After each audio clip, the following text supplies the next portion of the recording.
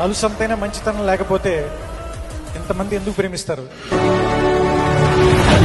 నిశ్శబ్దం పగిలి ముక్కలవుతున్న భీకర దృశ్యం, అలలెగసిన దర్యాల గడి ఆగ్రహ తేజమై రూపు దాచిన సత్యం, ఆగ్రహ పరాయణ